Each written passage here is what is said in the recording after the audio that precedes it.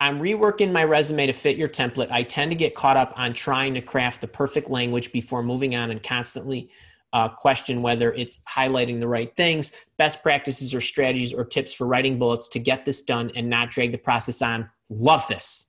Okay, write the damn thing, okay? Use the sentence formula I give you, throw it together fast, okay? Super fast.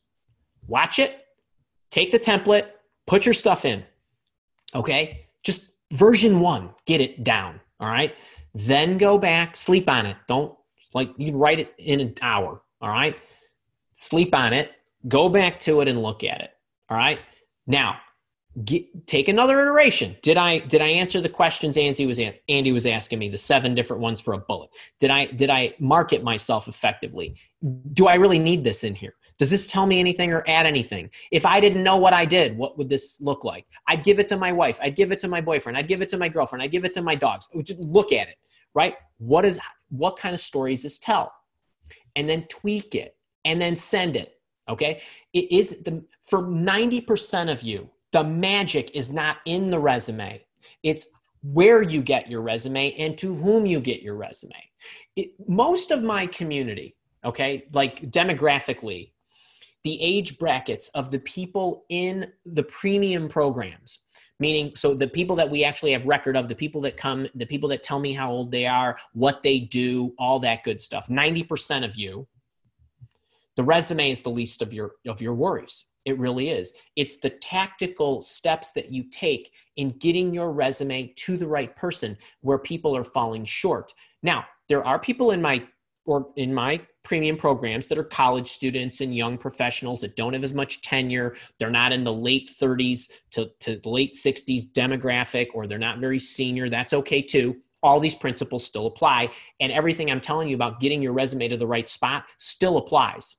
Okay. Applicant tracking systems are awful all the time to everybody. They're especially awful to everybody right now. So you're sweating this.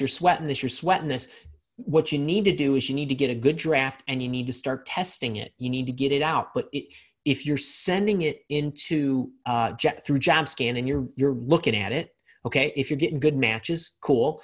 If you feel like you're marketing yourself based on your accomplishments, not your activities, good. If the language is not perfect, don't worry about it. Don't worry about it. If you get it to the people that are actually looking at it, you're going to be fine. You'll be okay. Okay. It's how enticing is it in the way in which it matches what they need at the moment. You would be amazed. You would be absolutely amazed at what we see as recruiters when we would recruit people and the resumes that they would have and how awful they were. And when we would hand them, we would not edit them, or some of them, if they would say, look, I want to rewrite my resume. What would you do? Here's a template. Here's what I would do. Then they rewrite them. That's fine. But the ones that don't want to take the time and want to take their old resume, and I'd hand it to my client. My client would look at it. Now, don't get me wrong. It's calibrated and adjusted because I handed it to a client who trusts me. But the client will look at it and they still have to have the right content in there enough that the client will say, oh yeah, we want to talk to this person. But the client recognizes that if I have what I need and they've made a compelling case, even though it's not perfect, I'm still going to want to talk to the person because I'm not going to want to miss the chance and pass up on somebody who could have been great for what I need. So there's so many things that contribute to whether you get that interview. And yes, everything that I'm telling you goes under the bucket of this is what's in your control. But there are a lot of things that are not within your control. You don't know how badly they need you or that position is desired. You don't know what the priority of that position is. You don't know if they're just looking to replace somebody. You don't know if they've been without somebody for 3 months and now they all want to kill each other because they're doing extra work. You have no idea what's happening over here. Okay, so then it becomes, well, is it good enough? And are you hitting the right person at the right time? A lot of those things are totally in your control. This is totally in your control because what you should be doing is sending your resume out, right? The job searching challenge tactics.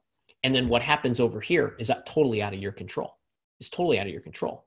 So for all you procrastinators, perfectionists, and any of you, get it down, get it going. See what happens. And if you're going the Job Search Challenge route to circulate the resume, you're going to have a lot better luck. You really will. You really will.